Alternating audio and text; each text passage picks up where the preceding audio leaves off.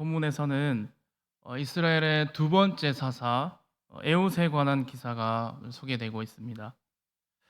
우리가 지난번 함께 살펴보았던 첫 번째 사사 온니엘은 하나님은 나의 힘이라는 그 이름처럼 하나님께서 자신의 힘이 되어 주신다는 그 믿음으로 나아갔고, 또 성령의 능력에 사로잡혀 구산 리사다임의 손에서 이스라엘을 구원하게 하셨습니다. 그래서 이스라엘은 8년 동안 압제받고 고통 가운데 있었으나, 그러나 그 고통받았던 시간보다 더 많은 이 40년이라는 그 기간을 평온한 가운데 있었습니다.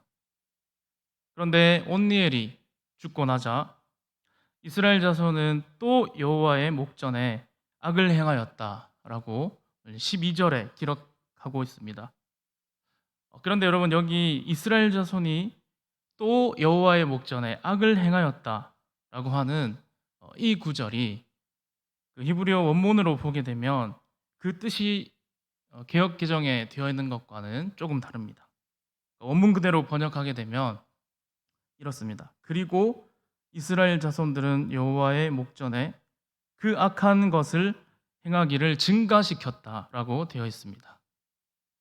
그러니까 또 여호와의 목전에 악을 행했다라는 것은 반복을 뜻하는 것이고, 악한 것 행하기를 증가했다는 것은 더 증가했다는, 죄악이 더 많아졌다는 그런 의미가 됩니다. 그래서 이스라엘 자손들은 이 첫 번째 사사가 활동했던 그 온니엘의 시대보다 이 에훗의 시대가 더 많은 죄악을 행했다는 그러한 뜻이 됩니다.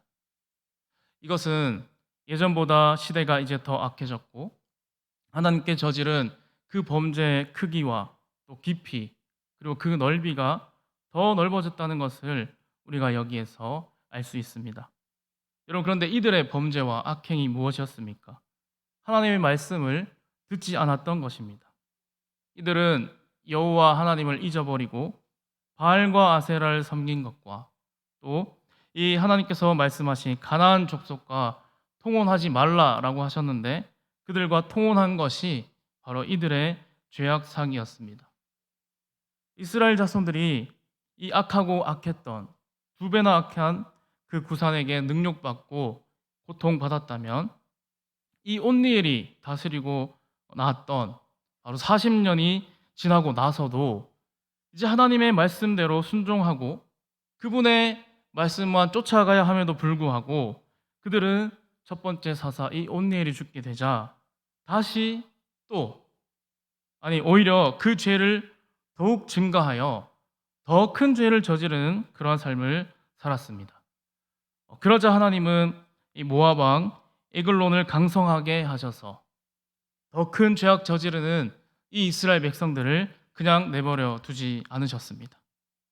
여러분, 죄를 지으면 하나님께서 이스라엘을 그냥 두고 보지 않으시는 이 사사기의 전형적인 그 패턴이 또다시 반복되고 있습니다. 13절에 보게 되면 모압의 에글론이 암몬과 아말렉까지 끌어모아서 이스라엘의 종려나무 성읍을 점령했다라고 말씀하는데, 여러분, 종려나무 성읍은 바로 여리고를 말합니다. 여러분, 이스라엘 백성들에게 있어서 그 여리고라고 하는 것은 매우 특별한 의미를 가지고 있습니다. 그 이유는 여호수아가 요단강을 건너 가나안 땅에 들어가서 가장 먼저 점령한 곳이 바로 여리고 성이기 때문입니다. 이 가장 먼저 정복했던 이 가나안의 성읍 여리고는 특히 이스라엘 백성들이 그들이 한 일이라고는 하나님 말씀을 순종해서 성을 하루에 한 바퀴 돌고 7번째 날에는 7번 돌고 소리 지른 것밖에 없습니다. 여러분, 그랬을 때 하나님께서는 초자연적인 역사로 여리고 성을 무너뜨리셨고 이스라엘은 거기에 들어가서 승리할 수 있었습니다. 그래서 이렇게 여리고라 하는 것은 하나님께서 주신 승리라는 그러한 상징성이 있는 성읍인데, 여러분, 이곳을 빼앗겼다라고 하는 것은 하나님이 주신 그 승리를 빼앗겼다는 것입니다. 또 앞으로 이스라엘 자손들이 처하게 되어질 고통과 고난, 역경을 또 말하는 것입니다. 그래서 여러분 그 증거로 이 에글론이 이스라엘 백성들을 압제하였을 때 몇 년 동안 그들을 섬겼습니까? 18해 동안 에글론을 섬겼습니다. 여러분 아시는 바처럼 온니엘 때는 8년을 이방 민족에게 괴롭힘 받았지만, 그러나 이제 무려 10년이 더 늘어난 18년을 모압의 압제와 그들의 괴롭힘 가운데 지내야 했다는 것입니다. 여러분 이렇게 모압의 압제에 고통당하던 이스라엘 자손은 다시 하나님께 부르짖기 시작했습니다. 그래서 세우신 자가 바로 두 번째 사사 베냐민 사람 게라의 아들 왼손잡이 에훗이었습니다. 여러분 오늘 본문은 참 특이하게도 이 사사 에훗의 그 모습, 그의 어떤 모습과 또한 그가 에글론을 죽이는 그 장면이 매우 자세하게 기록되어 있는데, 여기에는 이유가 있습니다. 바로 하나님께서 그 에훗의 모습을 통하여서 오늘 우리에게 중요한 영적 교훈을 주시기 위해서입니다. 여러분 우선 이 에훗의 그 배경, 그에게서 발견되는 특징적인 것이 있는데 15절에 보시면 그가 베냐민 사람이라는 것입니다. 그리고 그가 왼손잡이라는 것이며, 또 그가 하는 일, 바로 에훗의 그 에골론에게 공물을 바치는 일을 했다라는 것입니다. 여러분 먼저 에훗은 베냐민 사람이었습니다. 앞선 첫 번째 사사 여러분 온니엘을 기억하실 텐데, 이 온니엘은 어느 지파였습니까? 유다 지파였습니다. 여호수아와 함께 믿음의 사람으로 불려졌던 그 갈렙, 바로 갈렙 가문의 사람이 온니엘이었습니다. 그래서 그는 누구나 인정하는 영적으로 명문 가문에 속한 자였다라고 하는 그런 배경을 가지고 있는 자였지만, 그러나 여러분 에훗은 그렇지 않았습니다. 그는 아주 작고 보잘것없는 베냐민 지파 사람이었습니다. 그리고 에훗의 가장 특징적인 모습이 무엇입니까? 왼손잡이라는 것입니다. 여러분 여기 이 왼손잡이에 해당하는 이 단어도 히브리어 그 원문에 보게 되면 오른손을 쓰지 못하는 자라고 그렇게 되어 있습니다. 그러니까 오른손에 제한이 있는 자, 오른손에 장애가 있고 어떤 신체적인 핸디캡이 있는 자라고 그렇게 해석을 할 수 있다는 것입니다. 그러니까 이렇게 오른손에 제한이 있고 오른손을 쓰지 못한다는 것은 무슨 의미일까요? 그러니까 전쟁이나 싸움에서 아무 쓸모없는 사람이라는 것입니다.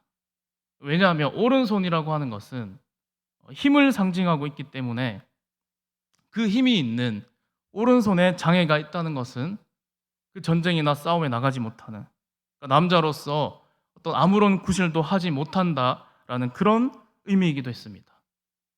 그러니 이 모든 사람을 이 에훗을 오른손도 쓰지 못하고 힘도 없는 장애인 취급을 했다는 것입니다. 그런데 여러분 이 에훗의 그런 연약한 모습 때문에 오히려 암몬 왕 에글론에게 공물을 바치는 자로 그가 갈 수 있었습니다. 여러분 왜일까요? 예상하셨듯이 오른손에 장애가 있고 아무 힘도 없는 그런 쓸모없는 사람 구실도 할 수 없는 것처럼 보이니까 적군인 그 모압 왕도 그 사람을 보면 어떻게 생각할까요? 오른손도 쓰지 못하는 저런 사람이 날 죽일 수 있을까? 나 혼자서는 저 정도도 그냥 내가 감당할 수 있다라고 그렇게 생각했던 것입니다. 그래서 여러분 에훗은 오늘 본문의 내용을 쭉 보게 되면 아무런 제재 없이 모압 왕 에글론에 공물을 바치는 자로 나설 수 있었고, 또 이 에글론 왕과 독대를 하였어도 왕도 신하들도 아무도 그를 의심하지 않았던 것입니다. 여러분 에훗은 어떻게 보면 자신이 가지고 있는 그런 가장 약한 그 약점을 잘 이용하였던 매우 영리한, 하나님이 주시는 그런 지혜가 있었던 사람으로 보여집니다. 에웃은 자신의 그 오른쪽 허벅지에 길이 1규빗 정도 되는 칼을 차고 나아갔고 곡물 들이기를 마치고 왕과 독대하기를 청했습니다. 여러분, 재미있는 것은 그 17절에 보시면 그 모압 왕 에글론을 비둔한 자로 소개하고 있는데, 여기 비둔하다는 것은 말 그대로 몸집이 크고 굉장히 뚱뚱하다라는 그러한 뜻과 함께 욕심과 탐욕이 매우 많다라는 것을 의미하기도 합니다. 그래서 곡물을 드리는 자인 이 에웃이 왕에게 독대를 청하고 제가 왕에게 은밀한 일을 아랠 것이 있다라고 그렇게 이야기하자 이 욕심과 탐심이 많은 이 에글론은 이렇게 생각한 것입니다. 아, 저자가 나한테만 따로 줄 게 있구나. 아, 나 혼자만 그것을 챙겨야지 하며 그가 모든 신하들을 다 물러가게 했고 다락방에 그가 혼자 있었습니다. 에웃은 에글론에게 갔고 내가 하나님의 명령을 받들어서 왕에게 은밀한 일을 아랠 것이 있습니다 라고 그렇게 말했을 때 이 왕은 이제 자기에게 무엇을 가져왔나 그는 그것을 받으려고 일어나는 순간 에웃이 자기의 그 오른쪽 허벅지에 차고 있던 그 칼을 빼내어 그 에글론의 몸을 사정없이 찔렀고 또 그 힘이 얼마나 셌는지 그 칼자루가 몸 안으로 들어가서 뒤로 빠져나갈 정도였습니다. 그리고 그 후 에웃은 문을 잠그고 밖으로 빠져나가게 되었고 신하들은 왕에 있던 그 다락문이 잠겨 있고 그 안에서 배설물의 그런 냄새가 나자 왕이 용변을 보고 있구나 라고 생각했습니다. 그러나 아무리 기다려도 이 왕이 나오지 않았고 열쇠로 열고 이제 들어가 보니 그들의 왕은 죽어 있었습니다. 그리고 사기를 잃은 이 모압의 용사들은 요단강 나루에서 이 에웃에게 죽임을 당했는데 약 10,000명이나 되는 어마어마한 숫자가 되었습니다. 이후 이스라엘은 온니엘의 평안의 시대인 40년에 그 2배나 되는 이제 80년을 평온하게 되었습니다. 여러분, 오늘 이 에웃의 그 이야기에서 하나님께서 오늘 우리에게 주시는 그러한 교훈이 무엇입니까? 여러분, 에웃은 베냐민 지파 출신이었고 또 그리고 왼손잡이, 즉 오른손에 제한이 있고 장애가 있는 사람, 힘도 없고 또 남자로서 전쟁이나 또 싸움에 나가지도 못하는 그런 사람 취급받는 사람에 그는 불과했습니다. 모든 사람들이 다 멸시했고 모든 사람들이 다 무시했던 오른손에 장애가 있던 사람, 바로 신체적인 약점이 있던 그 사람을 하나님은 이스라엘의 2번째 사사로 세워주셨고 그를 통해 이스라엘을 구원하게 하셨다는 것입니다. 여러분, 이것은 우리가 약해도 하나님이 쓰시면 쓰임받을 수 있다는 것을 우리에게 말씀합니다. 우리에게 치명적인 약점이 있다 하더라도 하나님께서 우리와 함께 하신다면 못할 것이 없다는 것을 오늘 하나님께서는 우리에게 알려주십니다. 고린도전서 1장 27절에 이렇게 말씀하고 있습니다. 그러나 하나님께서 세상에 미련한 것들을 택하사 지혜 있는 자들을 부끄럽게 하려 하시고 세상에 약한 것들을 택하사 강한 것들을 부끄럽게 하려 하시며. 오늘 저와 여러분에게 에웃처럼 연약하고 부족한 부분이 있습니까? 남들에게 말할 수 없는 그런 치명적인 약점이 혹시 우리에게 있습니까? 그러나 오히려 그러한 연약함이, 그러한 약함이 오히려 하나님께 쓰임 받을 때, 하나님께서 우리와 함께 하실 때 그분이 우리의 강함이 되어 주실 줄로 믿습니다. 그리하여 에옷이 승리하되 그가 갑절의 승리를 거둔 것처럼 오늘 우리의 삶에도 날마다 하나님께서 함께 하셔서 우리에게 허락하고 부어주시는 그런 영적인 승리의 삶이 우리 모두에게 있게 되기를 간절히 소망합니다.